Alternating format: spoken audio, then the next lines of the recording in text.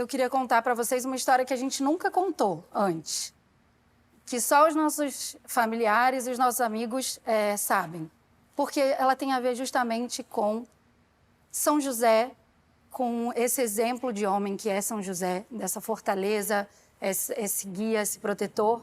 E eu digo que o Juliano é o meu São José. Porque o Juliano, 3 anos depois dessa tragédia, nós nos encontramos. Ele já era meu amigo há 10 anos, então a gente já se conhecia, mas a vida tinha levado, né, cada um para um lado. E 3 anos depois a gente se reencontra, depois da tragédia. E eu estava numa situação muito delicada. Eu tinha descoberto uma gravidez inesperada. Eu estava grávida do Vicente, que é o nosso primeiro filho. E eu estava pronta para ser mãe solteira. E o Juliano, a gente começou a se falar pela internet primeiro, trocar poemas, trocar cartas, declarações, textos literários. E a gente foi se apaixonando. E eu pensei, meu Deus, eu vou ter que falar para ele a verdade, a minha situação, porque a gente estava à distância, né? Ele não sabia. E eu contei achando que ele ia sumir, né? E, pelo contrário, quando eu falei para ele que eu ia ser mãe solteira, que eu estava grávida, ele me disse, nossa, você deve estar mais bonita ainda com toda essa vida aí dentro. Vamos nos encontrar. Que lindo. Nossa, arrepiei. E a gente se encontrou em novembro de 2009 e nunca mais a gente se separou. Então, eu acho que o Juliano, assim como eu dei o meu sim, né? Quando Deus me apresentou essa situação, você está grávida, isso era inesperado, não foi planejado, mas eu dei o meu sim, eu falei, eu vou assumir toda a responsabilidade por esse filho. O Juliano também deu o sim dele. E ele diz, quando perguntam para ele, nossa, mas que loucura, Juliano, da onde você tirou essa ideia de assumir uma mulher que estava grávida, um filho? E ele, muito antes da gente se converter, né, a Igreja Católica, ele dizia que ele sentiu que Deus estava dizendo para ele que se estava colocando aquela mulher que ele já conhecia, que ele admirava na vida dele, grávida, é porque ele tinha que casar com ela e assumir a paternidade daquele filho. E assim ele fez. E não foi fácil, não era uma situação natural, era uma situação insólita, né, até para as nossas famílias.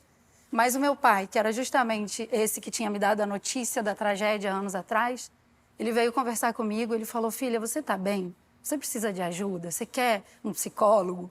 Eu falei, pai, eu sei que parece loucura, mas eu e você aprendemos uma lição juntos. A gente aprendeu que a vida é agora, não foi? E ele falou, foi. Então eu vou acreditar e eu acho que nesse momento a gente teve um olhar sobrenatural, sabe? Todos nós. A gente entendeu que tinha alguma coisa ali que era maior do que a gente conseguia explicar, sabe? E hoje, olhando para trás, eu vejo que era Deus transformando em bem um mal, sabe? Um erro, uma irresponsabilidade. Ele soube conduzir a gente para um caminho melhor e nos dando essa possibilidade de nos sacrificarmos, né, por aquela família. A gente conseguiu construir uma família juntos. Hoje já temos 5 filhos e voltar para Deus, né? Porque hoje a gente está na Igreja Católica, hoje a gente vai à missa todo domingo, hoje a gente entende a importância de Deus na nossa vida. E então, hoje eu digo que Juliano, sem dúvida, é meu São José e é meu Porto Seguro. Nossa Senhora, a gente não estava preparado para isso, não. E a gente nunca contou essa história, nunca, porque a gente sempre achou... E isso é interessante também, que o Juliano, assim como São José, o silencioso, de quem a gente não tem nenhuma frase, né, nas escrituras, mas que tem uma presença constante e é o pilar da Sagrada Família, o Juliano também preferiu manter o silêncio esses anos todos. Ele não quis fazer disso um palco, inclusive em momentos em que ele poderia, em que ele foi atacado e chamado de machista por defender que o homem tem que ser forte, que o homem tem que assumir a responsabilidade da família e cuidar. Ele foi chamado de machista e ele podia ter tirado essa carta da manga facilmente. E ele preferiu o silêncio, a discrição e fazer o que era certo, mesmo quando ninguém estava vendo. Sabe? Isso eu acho, assim, impressionante. Obrigado por ter acompanhado até aqui. Você faz parte de um grupo de pessoas que está constantemente em busca da verdade. Se você é como os milhares, que percebe o debate público atual muito raso e superficial, eu te convido a dar um passo no sentido contrário, saindo dessa bolha de desinformação. O que você viu agora é apenas a ponta do iceberg. Nossa missão é muito maior, é um resgate. Queremos devolver aos brasileiros o acesso à nossa cultura, à nossa história e a uma educação que realmente forme o indivíduo. Ação! Um trabalho que tem mudado milhões de brasileiros e que, para continuar, precisa de você.